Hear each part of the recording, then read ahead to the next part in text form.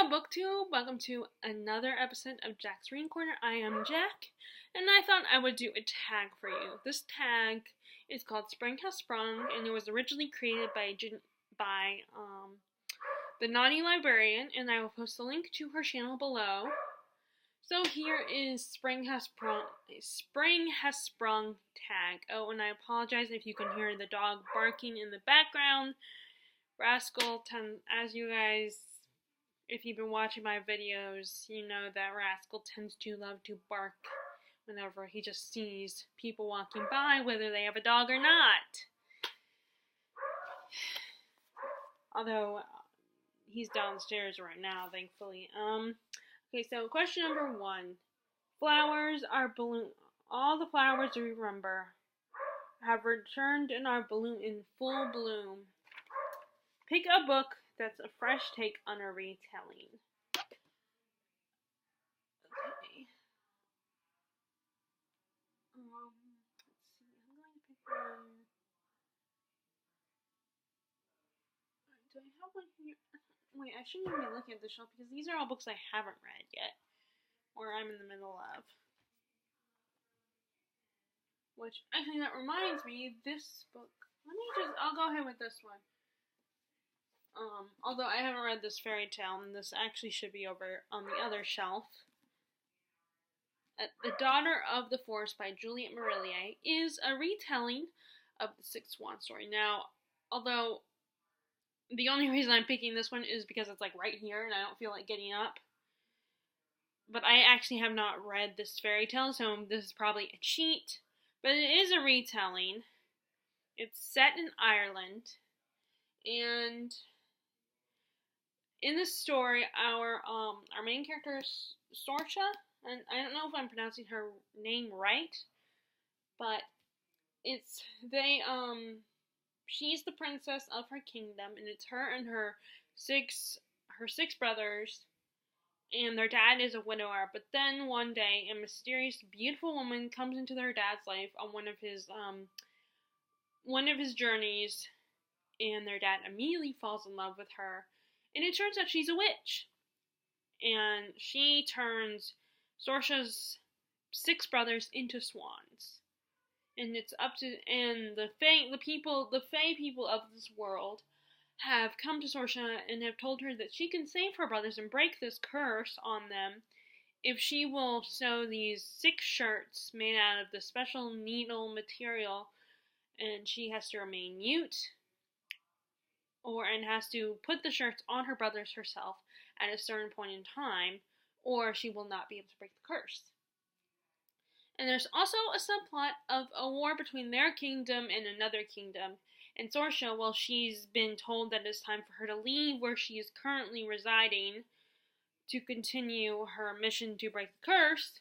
She runs into the prince, or I guess he's now the king, of the enemy territory, and him and his right-hand man take Sorcha and hold her hostage until she can reveal why she has the special medallions of the king's brother, his younger brother.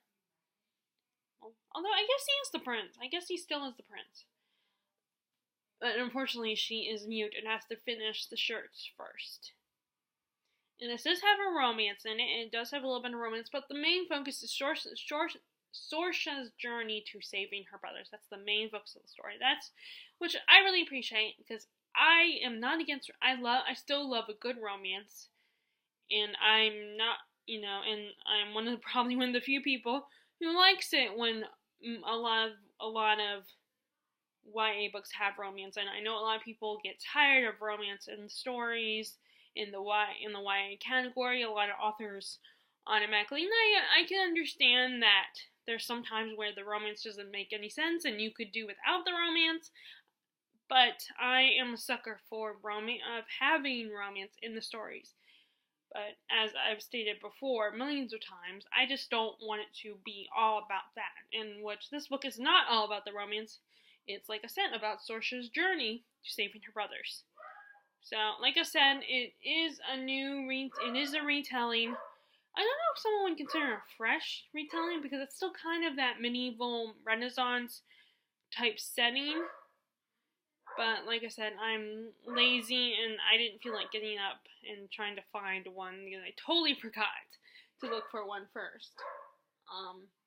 So I guess I probably could have easily gone into Crest, which is a sci-fi retelling of Rapunzel. I probably could have done that one.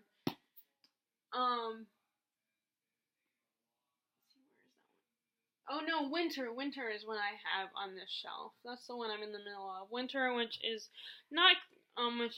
actually a Snow White retelling. It's a sci-fi Snow White retelling, but it's all the way up there.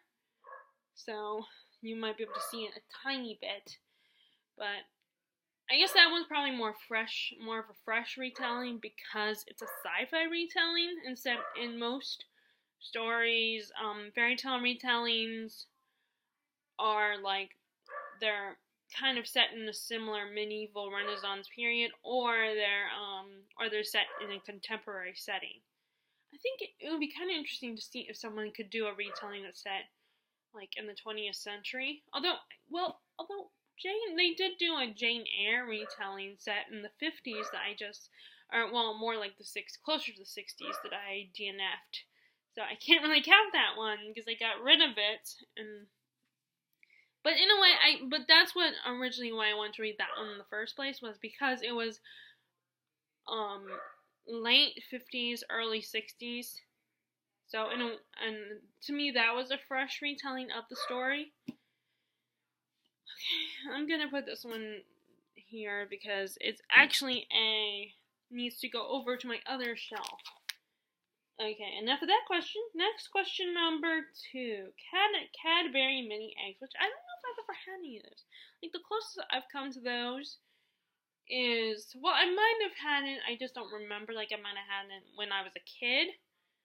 But the closest I've come to those is those Kinder Eggs that are originally from Germany. America did not invent Kinder Eggs. I mean, I don't know, maybe no one's really claiming that, but Kinder Eggs originally came from Germany. But now, in America, we sell Kinder Eggs. But like I said, they originated from Germany. And like, my dad used to travel a lot to different countries. And he would go to Germany and he would bring my sister and I back Kinder Eggs, which like these Americanized versions, they were the chocolate eggs with a little toy inside that you put it together. It was really cool and exciting. So I had them first before anyone here had them. Although, no one's really claiming that. It's just, I see them like, oh, of course, America's once again taking another country's idea. No, I'm joking. We're not like that. Okay, let me get to the actual question. Obviously, the superior springtime candy of choice. Pick a book that you consider to be a sweet treat. Oh, I totally forgot. This involves actually picking out books, not just saying what types of books. Okay. Let's pick one that is... Okay, well, I guess I can't... I guess I do have to go over there. I am so sorry, I'm not prepared for this tag. I thought I was.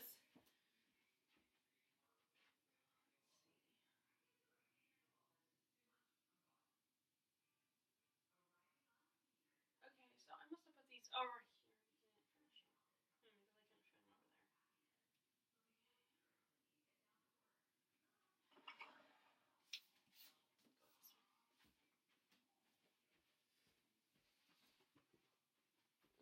So, I just noticed I have a lot more books over there that are books that I haven't finished. So, I guess I put those books over there because I can't fit them on this shelf. Which is why I really need to seriously pick a book. There's a question on here, you're supposed to unhaul a book. Okay, so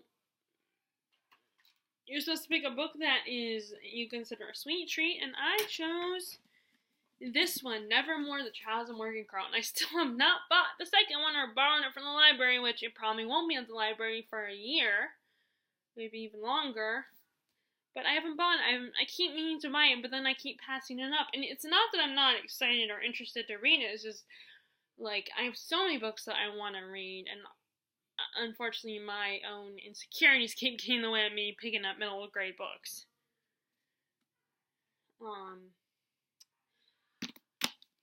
But this is middle grade series about this girl named Morgan Crow, and her whole life since she was born, she has been told that she is a cursed child, and everything that goes wrong in her town is always her fault. So she is made by her father and her grandmother to write letters whenever something happens to people in this town that goes wrong, to apologize, because they are led to believe that she is the cause of these things happening, like from someone getting a splinter to someone's power going out, or like someone dying or something, or, just silly things that there's no way it could be her fault. But they believe it is. And she has told that on her 11th birthday, she will die at midnight. So one day, in her town, they have this mysterious thing where children get sponsored, and cursed children never get sponsored, but all of a sudden a mysterious man named Jupiter North comes and offers to sponsor her and take her away from this town, just in time before midnight. And he whisks her away to the land of Nevermore, where she goes to I think the town is called the Hyperion Hotel, where she has the chance to be part of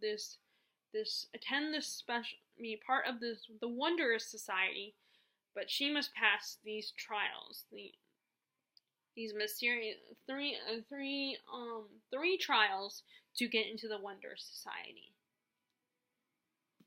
And that is probably a bit long-winded of a summary.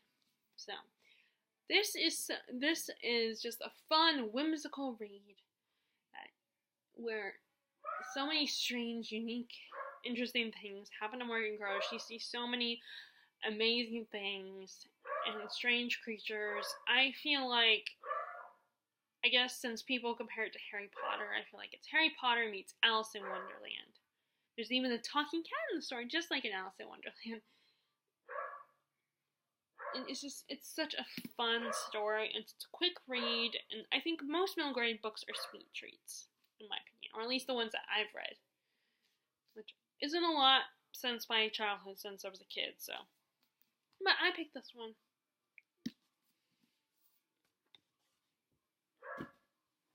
Okay, question number 3, allergies. Which I do get that a little bit, like watery eyes, sneezing, all that good stuff.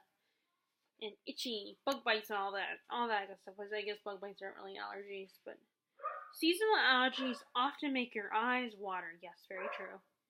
Pick a book that you cried in, and I don't have one. I think I could argue that I kind of teared up in Harry Potter, and the 5th Harry Potter book, Harry Potter and the Order of the Phoenix, because I was one of those Sirius Black fans. And I don't know if I hate to admit this, but, I feel bad because people will think I have a heart of stone, and because I didn't cry during this moment, but I think I'm not sure if I got an old teary-eyed when Dumbledore died, or when Dobby died. But in my defense, I probably cried during the movie when those things happened in the movies, okay? So I may not cry during books, but I do cry. If those are made into movies, I will cry, okay? So I just feel like, because I've heard people every once in a while will say, if you can't cry in this book, what's wrong with you? Or, even if they're joking, I still get a little like, okay, not everyone cries during books. But, maybe I'm the only weirdo out there. Okay, so I don't really have a book for that one. Unless you count, like I said, Harry Potter. Spring clean. Oh, here's the question. Question number 4. Spring cleaning. Out with the old and in with the new. Pick a book to unhaul. So, I already unhauled this. See, that's what I had prepared for this question. But I didn't prepare for the other ones. So I've chosen, although, like I said, as I kind of hinted earlier, I feel like I need to unhaul more books, because I have a whole bunch of stacked books here that I have not put that I just realized I had them over there, but that they should be over here because they're unread. But then, although I also noticed that maybe the reason why they were over there is because I didn't have room over here. So, I need to, once again, look through this and see if there's any other books that I could unhaul. But right now, I at least have one to answer the question, and that is The Lonely Hearts Hotel, which I ended up doing that. I got like 31% into it. I don't remember the specific number. It's like 31.6 or something. So not very far into it, but I just wasn't feeling the book. I wasn't interested in it. And it was just the whole crassness of it, because it's like, look at this cover. It looks very whimsical and stuff. And it had beautiful lyrical writing. And it wasn't entirely an uninteresting story. It was interesting. But then the crassness of it, like I mentioned in a not the reading update I posted yesterday at midnight. Well, I guess it would be earliest morning, because once it hits midnight, it's the next day. But the last one I updated before the one I just updated, I mentioned that there is a scene in the very beginning of this book. An 11-year-old boy gets raped by a nun. Of course, this is also in the 20s, Montreal, so I don't. To me, it was like, oh my god, and I kept reading after that, obviously, because I got 31% into the book, but it was like, I just wasn't as excited to read it, and it was one of those books that just made me more annoyed and angry than anything, I mean, not that it was a bad book, it was just the whole situation was bad. And I'm not one of those people I'm not prude, I'm not one of those people who against bad things happening to characters, of course, because that would be ridiculous if you were against that, because then you may as well not even read books at all. But it was like, first of all, the crassness of it, like the vulgarity, because our main characters, which, yes, I read the back of the book, I'm one of those crazy people who actually reads the back description, so I knew, I had some idea of what was coming, but it was like, I think there were some F-bombs in there, and I don't like saying that word, and, and although in there was, like, drugs, sex, child abuse, all that good stuff, and normally, I'm not one of those people who's gonna be all like, oh, I can't read this, it's so distasteful, I'm not gonna be like that, but it's just, in this case, I just wasn't feeling the story.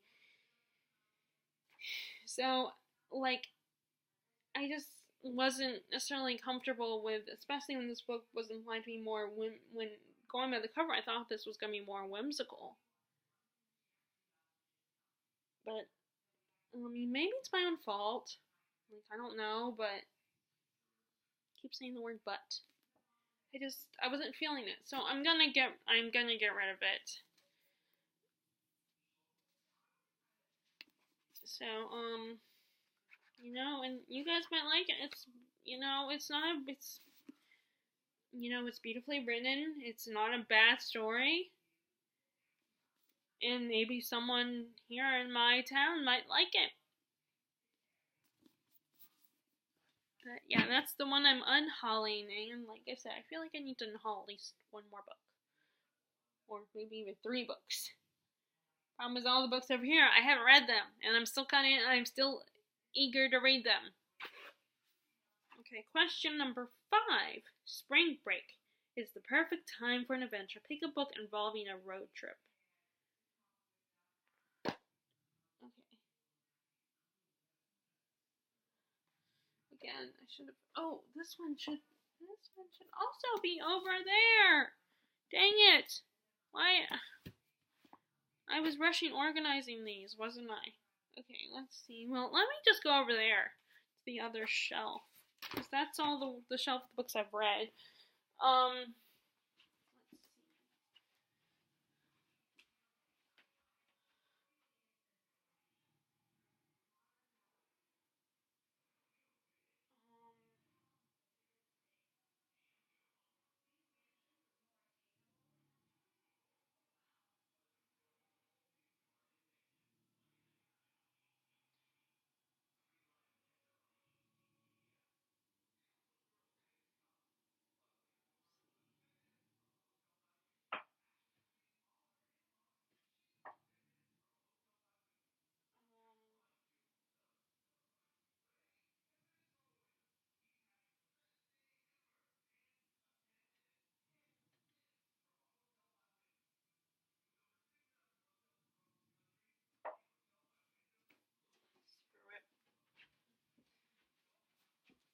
Okay, I know a lot of people take issue with this first book in the series. They're not as big of fans of this first book. I don't, and to be fair, I need to reread it, but I just grabbed it. The Gunslinger, in fact, the whole series involves a road trip. I don't read a lot of contemporary road trip books, so all my road trip books are like fantasy type books. So we have this group of character. You have the gunslinger Roland. He's trying to find a mysterious man in black, and along the way, he runs into all these different people. This 11-year-old boy, 11 or 12, maybe he's 13. I don't remember. Like I said, I really need to reread this series, the first 3 books. And then this woman who I think she has multiple personality. And then they run into this other guy. And Roland's kind of one of those cantankerous, broody type partners in crime, guy. And he's very serious minded. And I think some people have considered him kind of a cliche personality. And these people tag along for the ride. They go on all these adventures. Through this book mostly is, I think, in the desert. And there's one book where they go to all these different worlds. They go to worlds, including ones like ours. And at one point, they end up on this weird, creepy train, which, if you guys, I don't think you guys grew up with Shiny Time Station, but the train that's all upset, like, reminds me of Tom. For some reason, and it's probably because my nephews, both, and my cousin grew up with Tom. They got into Thomas, like most boys do, I think. So now, when I think of that book, I think it's The Wastelands, the 3rd book. Yeah, because the second one is The Drawing of 3, and I think by the end of that book is when they meet the train. I think the train's name is like a B word. But anyway, I think of Thomas for some reason. I think of a creepy version of Thomas the Train, or I think of the train on the cover of a book version of The Little Engine That Could, which is like, I don't know why my head goes to that place. It's the only trains I know of. So, like, I think of creepy versions of those trains. And the train is, like, obsessed with riddles, and obviously it's a talking train, and it, like, has a brain and everything, and it's, like, obsessed with riddles, and the only way they can escape this evil train, because the train, I think, is going to end up killing them or something. I don't remember. I really need to reread the first 3 books. The train essentially is, like, it will ask them these riddles that they have to figure out. And that's how they escape. I can't remember what the train's name is called, but it's an ultimate road trip book. It's one of those, go on a quest kind of scenarios. And unfortunately, I would include like The Hobbit or something, but I don't have that book anymore because I literally just mailed it to my best friend, Terry in Florida, because I know she's also a fan of Lord of the Rings, and I will probably never read the books. I did put I think I've already said this once before, that I put the audiobooks on my Amazon wish list, so I might one day listen to the books, not read the books, because that doesn't count as reading. So, yeah, I know not everybody loves this first book, but I'm going to choose this first book because it is a road trip book, and I do need to reread it. Okay, so question number 5, number 6. This is such a cute question. I think it's cute every time I hear it, along with question number 7. Mating season. It's that time of year in the animal kingdom, which thankfully my dogs can't do that because they both, we don't have to worry about the girl, but Rascal's been neutered. He's been demanned. The animal kingdom, make some babies. Pick a book with some smutty delights. And I did look for that question. Okay. Let's see. some smutty delights. Okay, so I'll just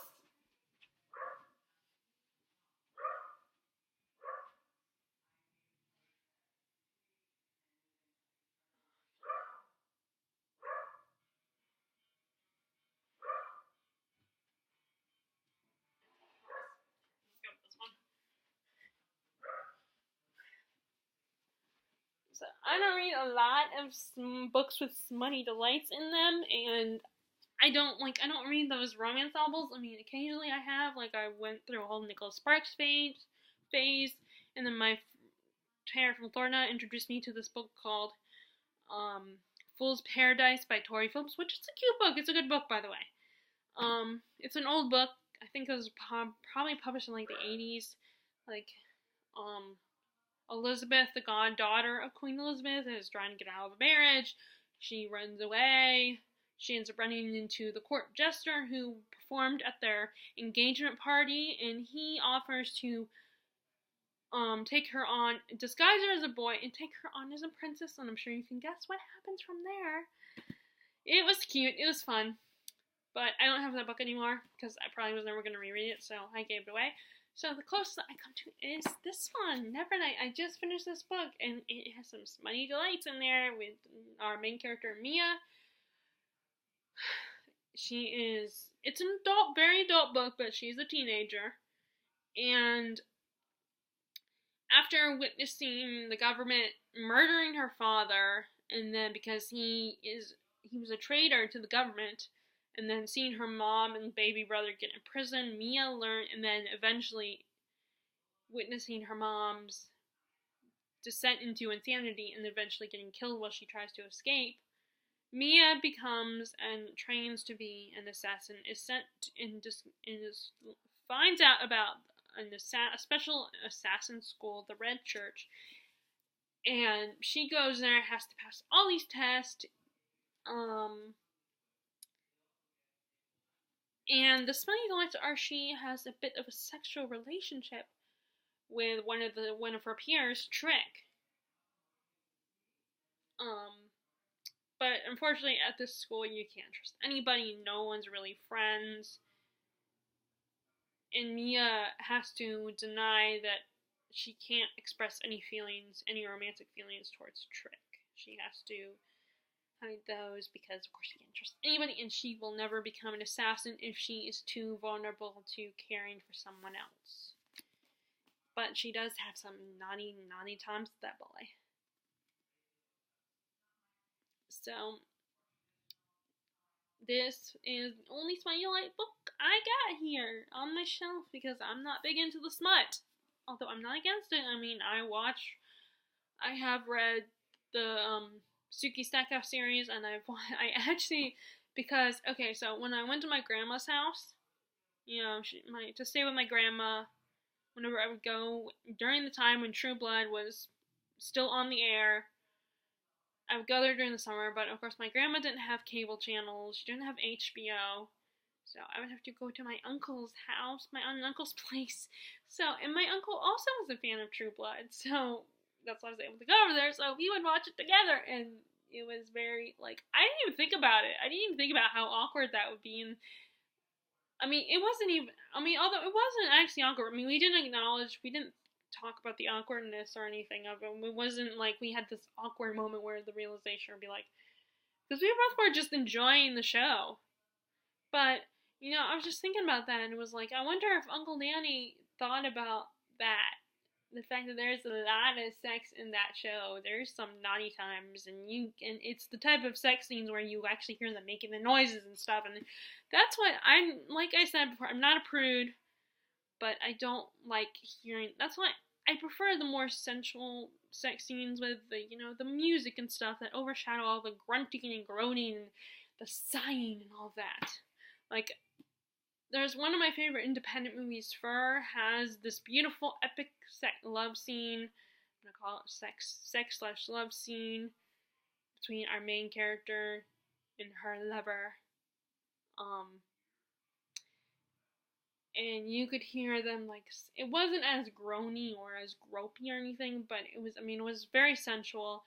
But I gotta admit, I could still, like, they showed them going through the motions, like, and like you could hear them like kind of sounds, and that's one thing I don't like. I don't want to hear. Well, actually, there are two main sex scenes in that movie. I don't like hearing the sounds of people doing that, even if it's just the sighing, sounds. I just want to hear. I want the music to overshadow that. If I'm gonna, But anyway, Smutty Delights. It's Never Night. It's my chosen book. Okay, so next question number. Okay, so like this question, I think it was kind of silly. Question number 7, rainbows. I just feel like spring is made of freaking rainbows. Pick a book featuring LGBTQ characters. Okay, I don't. Although I have my suspicions that there's a character in Nevernight that is gay. I'm not sure. Let's see what is.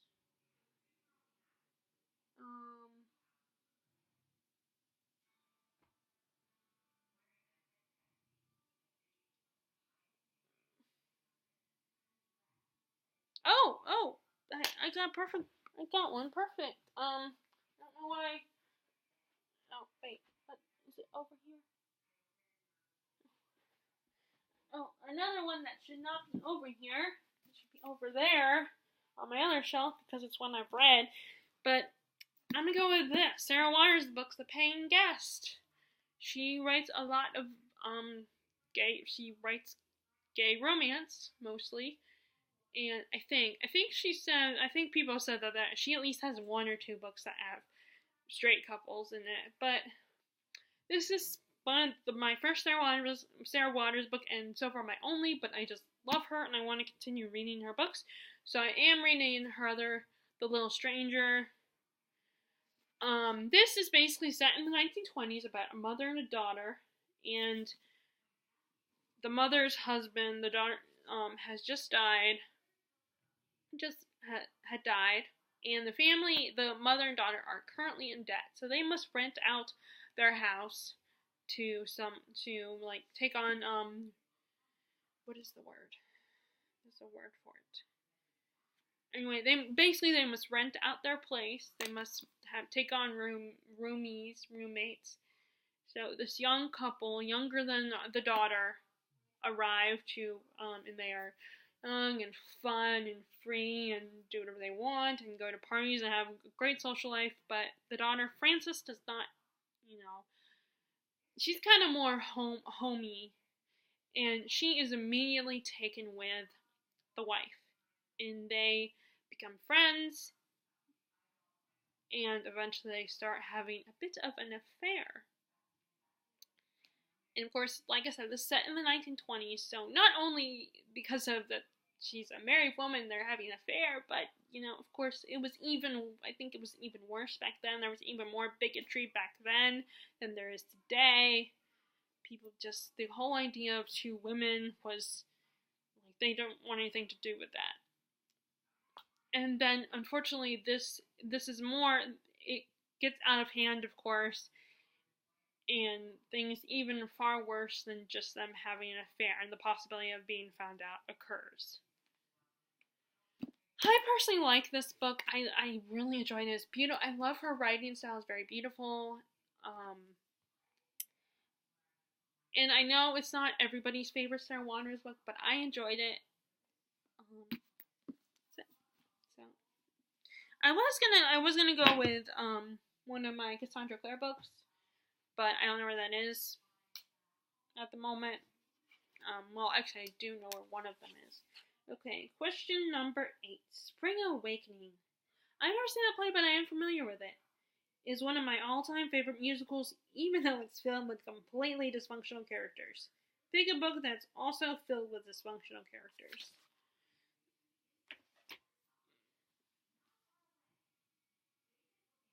Okay, you know what? I'm just gonna go with, even though I haven't read, I need to reread this one. You need to hold on to your sonic screwdriver. It's not a Funko Pop, but it's kind of a Funko Pop. I have a 10.5 guy, and he has his own sonic screwdriver, but it keeps falling off out of his hands. But I'm just gonna go with the Game of Thrones series.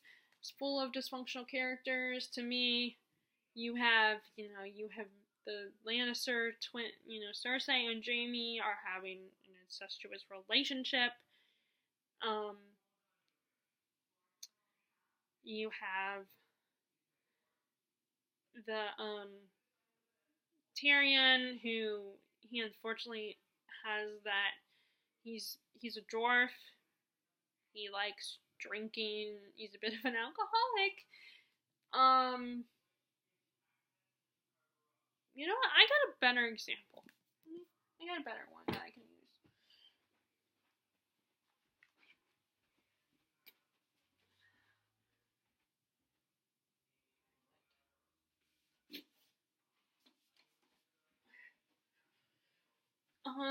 This is the Immoralist by Chloe Benjamin. This is about 4 Jewish siblings living in New York, and when they're little kids, they find out there is a psychic gypsy in their city, living a block away, and the older brother decides to talk to this woman and find out when they're gonna die, just for fun.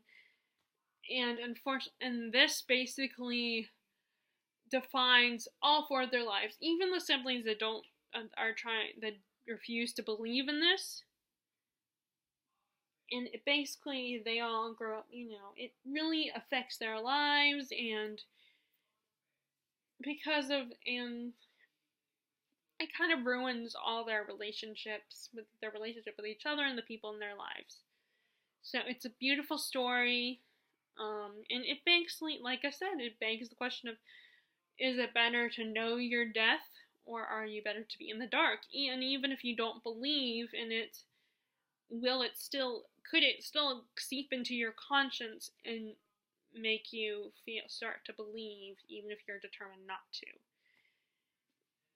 So I think this is a better example than Game of Thrones, although Game of Thrones I feel like does have some dysfunctional characters as well. Okay. Question number 9. In Like a Lion, Out Like a Lamb, pick a book series that didn't get better as it progressed. The only example I can think of that I don't have is the Sleeping Beauty trilogy, although now it's not a trilogy, it's a saga or whatever. Basically, Sleep Beauty instead of being rescued by a handsome prince and getting married, he essentially keeps her as a sex slave, along with several other princes and princesses. And it's basically about her life as a sex slave and learning about that kind of S&M type sex life. And eventually, from what I've heard, the 4th book, she escaped. She's finally able to escape by the 3rd book. That's the only reason why I continued with it. But I couldn't get through book 2. And she becomes queen and does, I think, she does the same thing, but it's more like it's an option if you want to have that kind of relationship. And I don't have it anymore because, like I said, I couldn't get past book 2. So, question number 10, Fun in the Sun. Tag some friends, and I'm not going to tag anybody because I really stopped filming. And I hope you guys, that is the Spring Has Sprung book tag. I hope you guys enjoyed that. And if you like this video, be sure to give it a thumbs up and click subscribe if you haven't already. And as always, I hope you're enjoying your reading. And I will talk to you all later. Alright, bye!